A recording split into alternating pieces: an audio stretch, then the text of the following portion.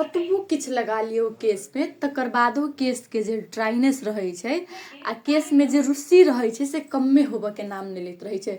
कतबो शैम्पू लगा लियो, कतबो कंडीशनर लगा लियो, एहन एहन सिचुएशन बहुते आदमी के संग होय छे जे कि कतबो किछो क लै छे, कोनो उपाय अपना लै छे ते केस जेहने के तेहने रहे छे, नीक होबे के नामे नहीं लै छे। लेकिन किछ घरेलू उपाय छे, बाहरी उपाय छोड़ के हम सब घरेलू उपाय से सेहो अपना आप के सुंदर बना सकै छी, अपन केस के नीक बना सकै छी। ओ उपाय की छे से हम यहाँ सबके कहै छी। पात वाला मेहंदी तो सब गोटे देखना ही हेबे, एहन क्यों नहीं हेते जे नहीं देखने हेथिन।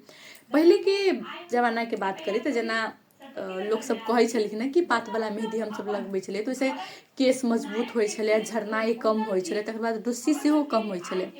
ई एक्चुअल में होय छे, ई चीज हमहू यूज केने छी, हमहू पात वाला मेहंदी लगेने छिए। जैसे रुस्सी सब बहुत हद तक हमर केस के कम भेल छे, तकर बाद हमर केस मुलायम सेहो भेल छे। आ केमिकल वाला मेहंदी सब होय छे जेकर देखबे जत्ते दिन ओकर टाइम रहे छे, जत्ते ओकर पीरियड रहे छे, ओते देर तक ओ मात्र नीक रहे छे।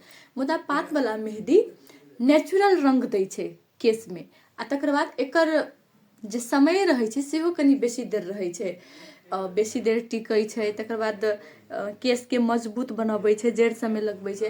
कियाक त कोनो भी नेचुरल चीज जे होय छे जे अपना सबके शरीर में हरेक तरीका से इफेक्ट पड़ै छे, अपना सबके स्वास्थ्य सेहो बनबै छे। मेहंदी अपना सब केस में लगबै छे जखन तो ओकरा पाइन में खौला के ओकर पाइन सेहो लगा सकै छी, आ नहीं तो ओकरा पीस के ओकरा पेस्ट बना के सेहो लगा सकै छी।